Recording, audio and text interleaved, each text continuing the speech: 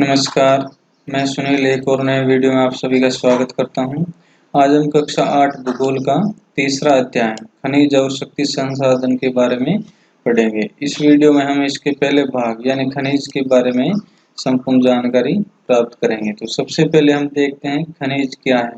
प्राकृतिक रूप से प्राप्त होने वाला पदार्थ जिसका निश्चित रासायनिक संगठन हो वह खनिज कहलाता है। यानी खनिज के लिए प्राकृतिक रूप से पदार्थ वह पदार्थ जो जिसका एक निश्चित संगठन हो खनिज कहलाएगा। खनिज सभी स्थानों पर समान रूप से वितरित न होकर किसी विशेष क्षेत्र में या सेल समूह में संकेंद्रित होता है। यानी ये जो खनिज इस पृथ्वी पर मिलते हैं वो सभी जगह पर एक समान नहीं मिलते हैं, कहीं पर ज्यादा तो कहीं पर कम या मिलते भी नहीं हैं। कुछ खनिज ऐसे क्षेत्रों में पाए जाते हैं जहां हम आसानी से नहीं पहुंच सकते हैं, जैसे आर्कटिक महासागर और अंटार्कटिका। इन दोनों भागों में ज्यादातर बर्फ जमी हुई है, तो उसके धरातली भाग पर पहुंचने के लिए मनुष्य को काफी दिक्कतें आती हैं। खनिज विभिन्न प्रकार के भूवैज्ञानिक परिवेश में अलग अलग दशाओं में प्राकृतिक क्रियाओं द्वारा निर्मित होता है। इन खनिजों का जो निर्माण है वो भूवैज्ञानिक परिवेश में अलग अलग दशाओं में प्राकृतिक क्रियाओं यानी प्रकृति के द्वारा अपनी आंतरिक क्रियाओं के द्वारा निर्मित होता है।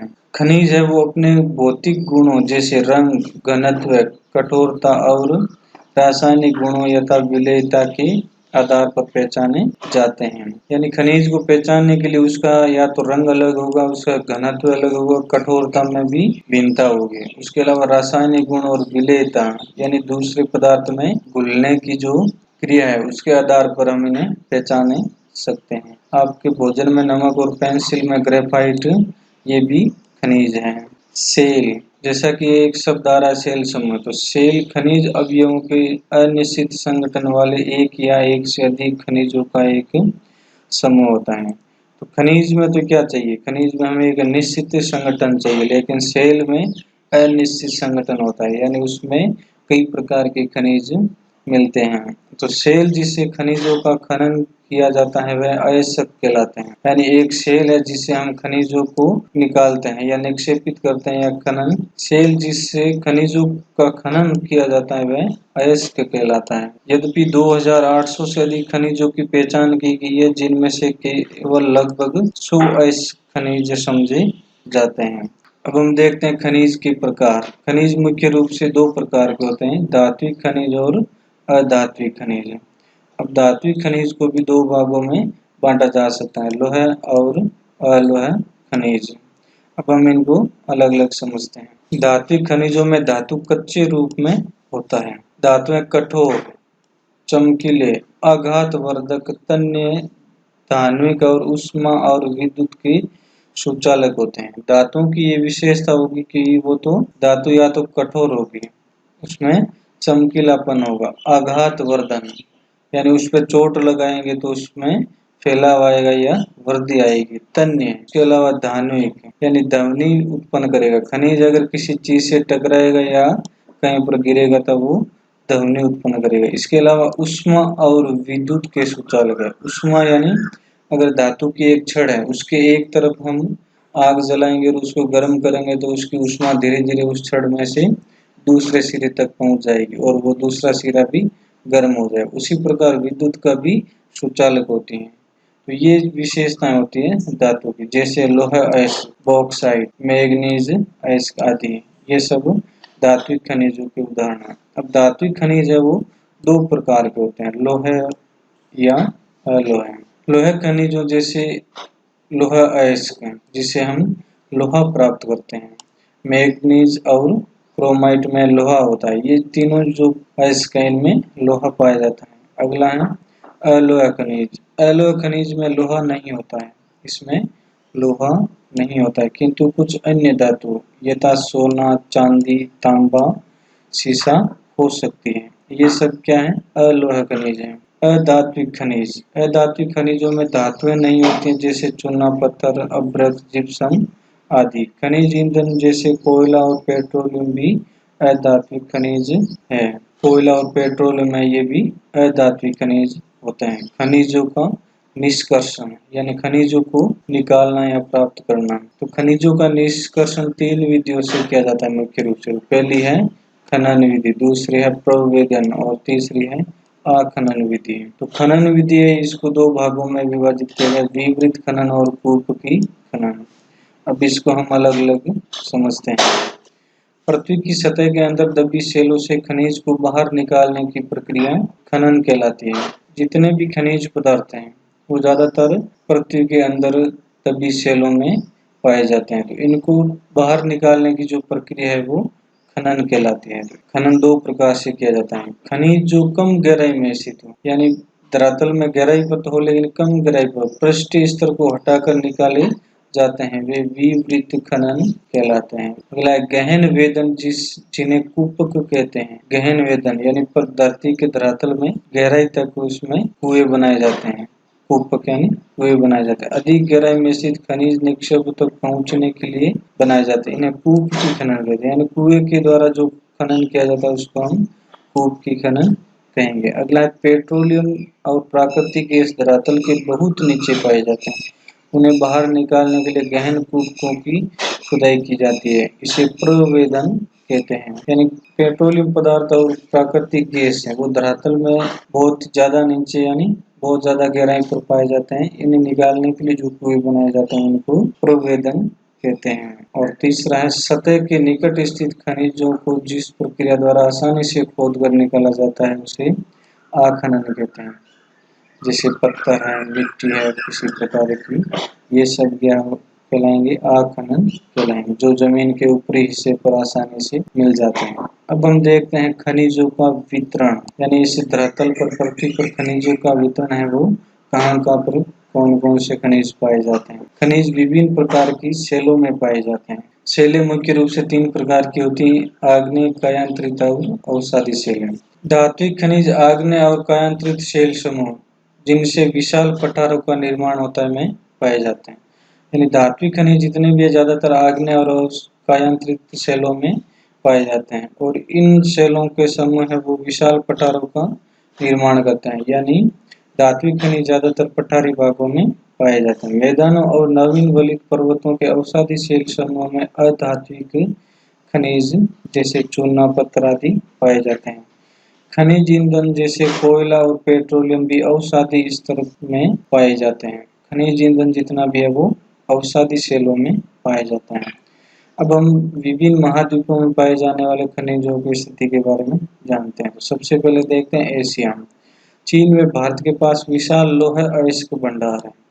यह महाद्वीप विश्व का आधे से अधिक टिन उत्पादित करता है, यानी टिन का उत्पादन होता है। चीन, मलेशिया और इंडोनेशिया विश्व के अग्रणी टिन उत्पादकों में हैं। चीन सीसा, एंटीमनी और टंगस्टन के उत्पादन में अग्रणी है। एशिया में मैग्नीज, बॉक्साइट, निकेल, जस्ता और तांबा के भी निक्षेप है। निक्षेप यानी भंडार। दूसरा है यूरोप। रूस, यूक्रेन, स्वीडन और फ्रांस लौह अयस्क के विशाल भंडार वाले देश हैं। यानी एशिया में तो भारत और चीन है और यूरोप में ये देश हैं रूस, यूक्रेन, स्वीडन और फ्रांस, जो लौह अयस्क के विशाल भंडार वाले देश हैं। इसके अलावा तांबा, सीसा, जस्ता, मैग्नीज और निकेल खनिजों के भंडार पूर्वी यूरोपीय रूस में पाए जाते हैं। रूस एक ऐसा देश है जो एशिया और यूरोप दोनों महाद्वीपों में स्थित है। रूस का जो यूरोपीय भाग है उसमें ये सारे खनिज पदार्थ पाए जाते हैं। अगला है उत्तरी अमेरिका। उत्तर अमेरिका में खनिज भंडार 3 क्षेत्रों में अवस्थित हैं। पहला है ग्रेट लेक के उत्तर में कनाडियन शील्ड प्रदेश। यहाँ पर लौह अयस्क, निकेल, सोना, यूरेनियम और तांबा पाया जाता है। दूसरा भाग है अल्पेशियन प्रदेश। यहाँ पर कोयला बहुतायत में पाया जाता है। और तीसरा है पश्चिम की पर्वत श्रृंखलाएं। उत्तरी अमेरिका का जो पश्चिमी भाग है वहाँ की पर्वत श्रृंखला है, वहाँ पर तांबा, सीसा, जस्ता, सोना और चांदी पाए जाते हैं। दक्षिण अमेरिका महाद्वीप। ब्राजील विश्व में उच्च कोटि के लौह अयस्क का सबसे बड़ा उत्पादक है। चिली और पेरू तांबे के अग्रणी उत्पादक देश हैं। ब्राजील और बोलीविया विश्व में टिन के सबसे बड़े उत्पादकों में से है, यानी यहाँ पर टिन का उत्पादन होता है। दक्षिण अमेरिका के पास सोना, चांदी, जस्ता, क्रोमियम, मैग्नीज, बॉक्साइट, अभ्रक, प्लेटिनम, एस्बेस्ट और हीरा के विशाल भंडार हैं। हरा हीरा एक दुर्लभ हीरा है। दुर्लभ यानी मुश्किल से प्राप्त होने वाला हीरा है।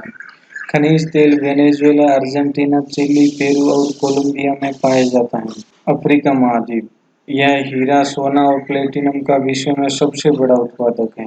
यानी अफ्रीका महाद्वीप में हीरा, सोना और प्लेटिनम सबसे ज्यादा उत्पादित किया जाता है। दक्षिण अफ्रीका, जिम्बाब्वे और जायरी विश्व के सोने का एक बड़ा भाग उत्पादित करते हैं। तांबा, लोहा, क्रोमियम, यूरेनियम, कोबाल्ट और बॉक्साइट दक्षिण अफ्रीका में पाए जाने वाले अन्य खनिज हैं। तेल, नाइजीरिया, लीबिया और अंगोला में पाया जाता है। ऑस्ट्रेलिया महाद्वीप विश्व में बॉक्साइट का सबसे बड़ा उत्पादक है। यानी यहाँ पर सबसे ज्यादा बॉक्साइट उत्पादित किया जाता है। यह सोना, हीरा, लोहा, स्कटीन और निकेल का अग्रणी उत्पादक है। यह तांबा, सीसा, जस्ता और मैग्नीज में भी संपन्न है। पश्चिम ऑस्ट्रेलिया के कालगुरली और कूलगार्डी क्षेत्रों में सोने के सबसे बड़े भंडार है। यानी ये जो दोनों स्थान हैं, कालगुरली और कूलगार्डी, ये सोना उत्पादन के लिए पूरे विश्व में प्रसिद्ध हैं। विश्व की प्राचीन शैलें पश्चिमी ऑस्ट्रेलिया में वे 430 करोड़ वर्ष पूर्व बने पृथ्वी के निर्माण के मात्र 30 करोड़ वर्ष पश्चात निर्मित हुआ है।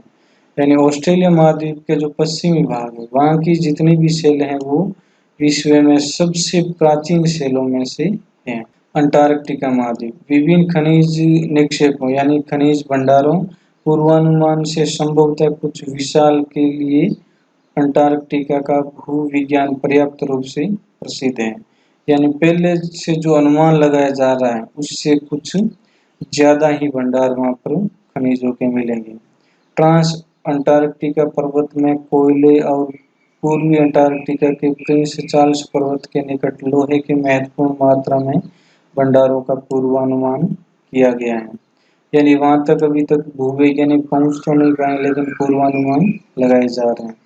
अब हम देखते हैं खनिजों का उपयोग क्या है, कहाँ कहाँ पर हम खनिजों का उपयोग करते हैं। खनिजों का उपयोग कई उद्योगों में किया जाता है। सबसे ज्यादा तो खनिजों का उपयोग सीधे तौर पर उद्योगों में किया जाता है, जिनसे कई प्रकार की वस्तुओं आदि का निर्माण किया जाता है, उनको हम काम में लेते हैं। रत्नों के लिए प्रयोग किए जाने वाले खनिज प्राय कठोर होते हैं। यानी रत्न जो बनाए जाते हैं उनके लिए जितने भी खनिज हम प्रयोग में करेंगे वो सारे कठोर होंगे। इन्हें आभूषण बनाने के लिए विभिन्न शैलियों में जड़ा जाता है। तांबा का उपयोग सिक्के बनाने से लेकर पाइप तक प्रत्येक वस्तु में किया जाता है। तांबे के बर्तन भी बनाए जाते हैं। इसके अलावा तार, जो विद्युत लाइनों के जो तार होते हैं उनमें भी तांबे का प्रयोग किया जाता है। और विशेष तौर से अर्थ के लिए भी तांबे के तार का प्रयोग होता है। एल्यूमीनियम, जिसे उसके अयस्क बॉक्साइट से प्राप्त किया जाता है, का प्रयोग ऑटोमोबाइल और हवाई जहाज, बोतलबंदी उद्योग, भवन निर्माण और रसोई के बर्तन तक में किया जाता है। अगला है खनिज का संरक्षण। खनिज अनवीकरणीय संसाधन है, यानी इनका निर्माण, खनिजों का निर्माण और संचयन में हजारों साल लग जाते हैं, इसलिए इसे हम एक अनवीकरणीय संसाधन मानते हैं। तो मानवीय उपभोग की दर की तुलना में निर्माण की दर बहुत धीमी होती है। यानी मनुष्य तो इसका फटाफट उपयोग करता है और इसका जो निर्माण है और संचयन है वो हजारों साल लग जाते हैं उसको बनने और संचित होने में। खनन की प्रक्रिया में बर्बादी को घटाना आवश्यक है।